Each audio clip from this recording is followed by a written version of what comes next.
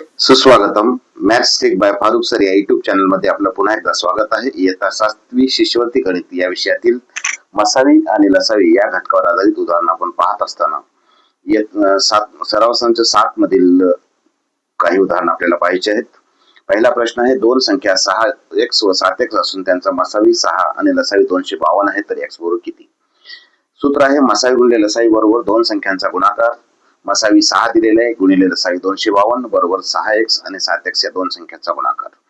6 गुणिले 252 6x गुणिले 7x 6 आणि 7 चा गुणाकार 6 7 42 x गुणिले x x वर्ग आलेला आहे. 6 गुणिले 252 आहे तसं ठेवलं. हा 42 दुसऱ्या बाजूला गेला, तो छेदस्थानी जाणार आहे. x वर बरोबर आलेला आहे 6 1 6 6 7 42 7 त्रिक 21 4 उरले 67 42 म्हणजे x वर बरोबर आलेला आहे 36 म्हणजेच x बरोबर 36 म्हणजे 6 x बरोबर आलेला आहे 6. पर्याय क्रमांक 4. नंतर 19वा प्रश्न आहे, 48 व स्टार 6 या संख्यांचा लसावी 144 आहे, तर स्टार 6 च्या जागी कोणता अंक असावा? आता 48 व स्टार आणि 6 मिळून ही एक संख्या तयार होणार आहे आणि त्यांचा लसावी असणार आहे 144. तर 144 या दोन्ही संख्यांनी 144 ला भाग जाणारी लहानात लहान संख्या असणार आहे. जर इथं पर्याय क्रमांक 1 असेल तर 16 होईल. जर 16 जर ही संख्या असेल तर इथं लसावी 144 येण्याचा प्रश्नच येत नाही, कारण दोन्ही संख्या एकाच पाड्यातली असतील तर लहान संख्या ही मसावी असते आणि मोठी संख्या लसावी असते. त्यामुळे पर्याय क्रमांक 1 असणार नाही. त्यानंतर तिसरा पर्याय जर पाहिला आपण तर 56 ही संख्या तयार होईल आणि 56 ही संख्या 144 च्या पटीत नाही, त्यामुळे 5 हा सुद्धा अंक असणार नाही. त्यानंतर जर चौथ्या पर्यायातलं 96 ही संख्या घेतली, 96 सुद्धा 144 च्या पटीत नाही, म्हणजे 96 ही संख्या असू शकणार नाही, म्हणजे स्टारच्या ठिकाणी 9 असणार नाही. आणि जर दुसरा पर्याय पाहिला 36 ही संख्या 144 च्या पटीत आहे, म्हणजेच स्टारच्या ठिकाणी 3 हा अंक असेल, जो की पर्याय क्रमांक 2 मध्ये दिलेला आहे. त्यानंतर 20वा प्रश्न आहे,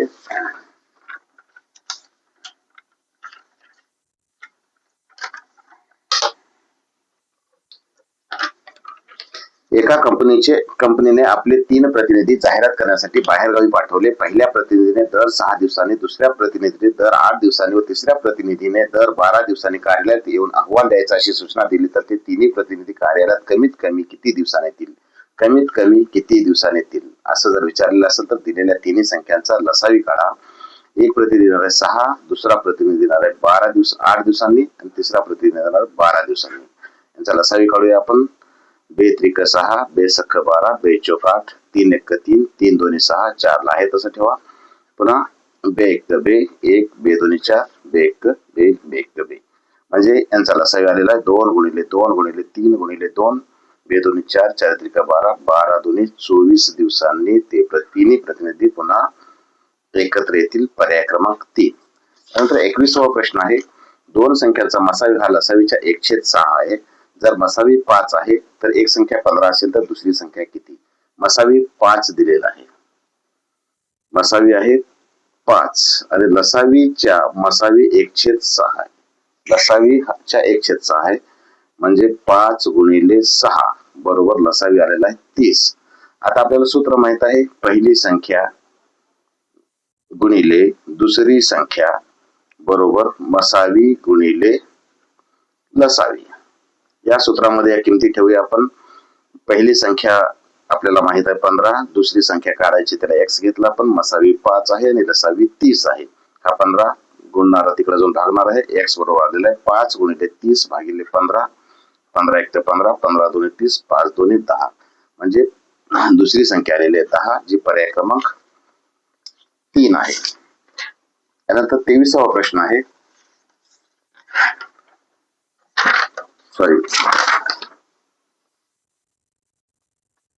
21वा प्रश्न,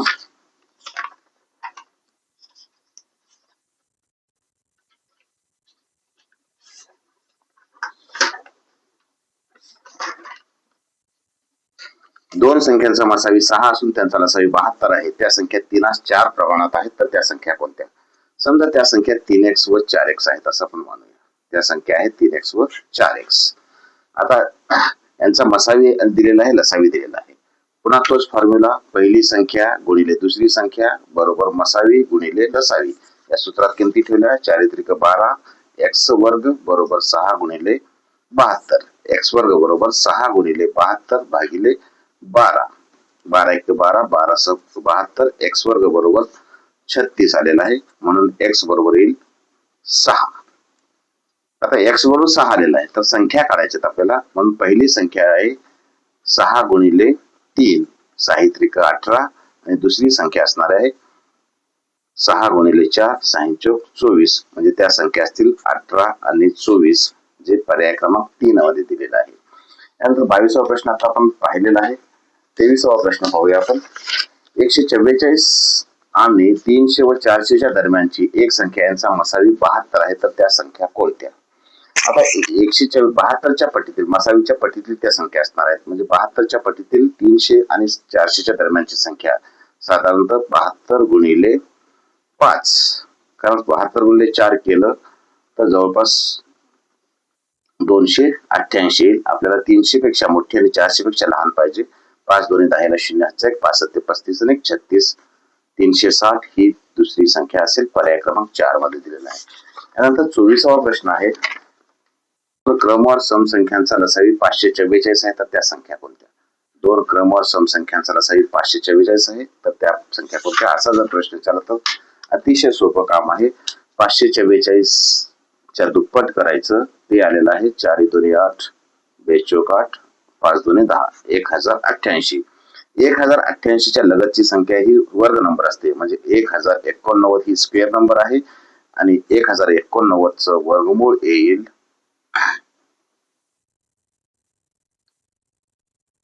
33.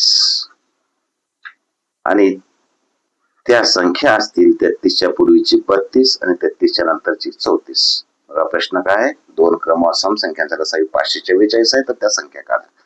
असा प्रश्न जर विचारला की दिलेल्या संख्येची दुप्पट करायची, ती आली 1088 आणि त्या पुढील संख्या ही नक्कीच स्क्वेअर नंबर असते, ती 1089 आहे आणि 1089 चं वर्गमूळ 33.